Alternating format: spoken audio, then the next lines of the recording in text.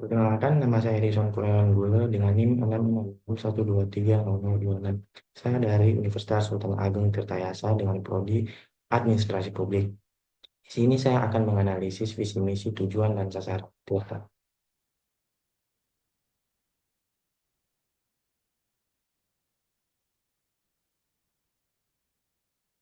Di sini ada visi Untirta, yaitu terwujudnya Untirta sebagai Integrated Smart and Green Universities yang unggul, berkarakter, dan berdaya saing di kawasan ASEAN tahun 2030. Dari hasil analisis saya, visi dari Untirta sudah sesuai karena jelas menggambarkan tujuan jangka panjang dan berorientasi masa depan. Hal ini juga dibuktikan dengan adanya salah satu kata kunci yang terdapat di visi Untirta, yaitu terwujudnya. Di sini ada misi Untirta, terbagi menjadi tiga, yaitu yang pertama meningkatkan kualitas, relevansi, dan daya saing pendidikan, serta lulusan yang unggul, berkarakter, dan berdaya saing di kawasan ASEAN. Yang kedua, meningkatkan kualitas dan kuantitas penelitian dan pengabdian pada masyarakat yang inovatif, berbasis kebutuhan nyata sesuai perkembangan zaman. Yang ketiga, meningkatkan daya dukung tata kelola perguruan tinggi yang baik sebagai implementasi dan integrated smart grid university. Dari hasil analisis, misi dari Untirta sudah sesuai karena berorientasi pada masa sekarang, yaitu fokus untuk meningkatkan kualitas pendidikan dan penelitian sesuai dengan kebutuhan saat ini. Hal ini juga dibuktikan dengan adanya salah satu kata kunci dari misi Untirta yang menyatakan bahwa itu merupakan sebuah misi, yaitu meningkatkan dengan menekankan inovasi dan relevansi. Misi Untirta jelas menunjukkan komitmen untuk beradaptasi dan berkembang.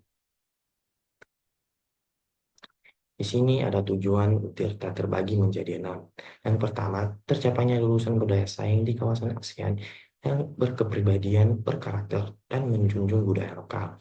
Yang kedua, terwujudnya kemandirian institusi sebagai lembaga bermutu dan berdaya saing di kawasan ASEAN yang didukung oleh tata kelola yang baik dan kemitraan strategis di dalam dan di luar negeri. Yang ketiga, tercapainya mutu dan kompetensi dosen dan pegawai yang mampu merespon perubahan global. Yang keempat, tercapainya hasil penelitian dan pengabdian pada masyarakat yang berkualitas dan terpublikasi dengan reputasi nasional atau internasional.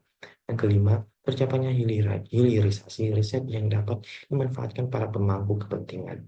Yang keenam, terwujudnya daya dukung sarana dan prasarana yang terintegrasi smart and green. Dari hasil analisis, tujuan dari Untirta tidak sesuai. Hal ini dikarenakan jumlah misi dan tujuan Untirta tidak sesuai jumlahnya.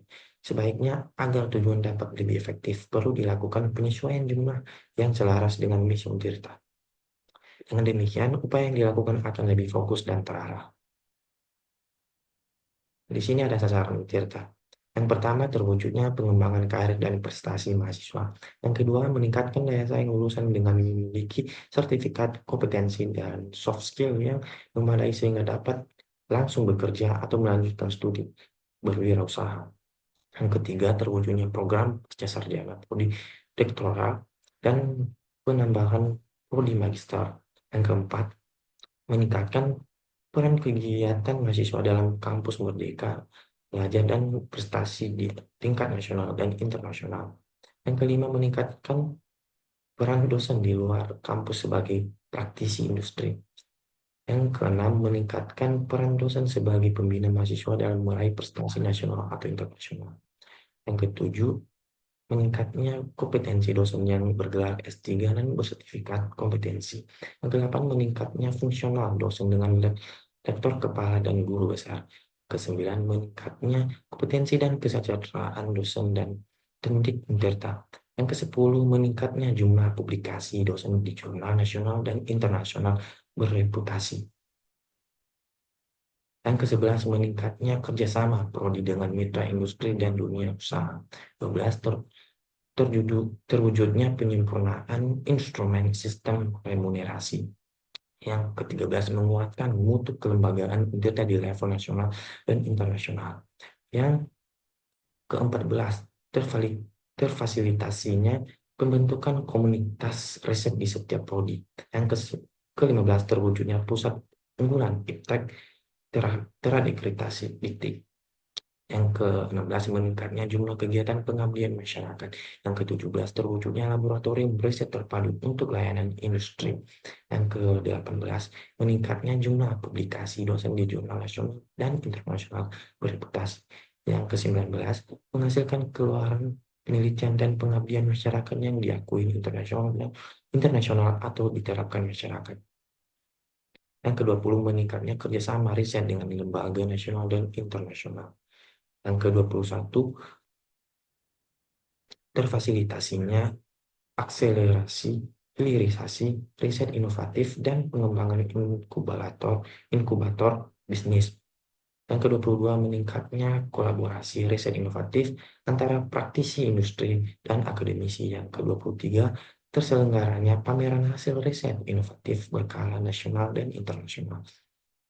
Yang ke-24 meningkatnya status akreditasi program studi di level nasional dan internasional. Yang ke-25 meningkatnya ranking Untirta di tingkat nasional dan internasional. Yang ke-26 menguatnya infrastruktur ICT dalam mendukung smart and good university governance. Yang ke-27 terwujudnya pembangunan infrastruktur kampus Sari berkawasan lingkungan. Yang ke-28 terwujudnya transportasi yang terintegrasi antar zona kampus Untirta. Yang ke-29 terwujudnya penyiapan pembangunan rumah sakit pendidikan melalui hibah. Yang ke-30 terwujudnya daya dukung kebutuhan berbasis platform It's Green University. Dari hasil analisis saya, sasaran yang ditetapkan Tirta tidak sesuai. Hal ini dikarenakan sasaran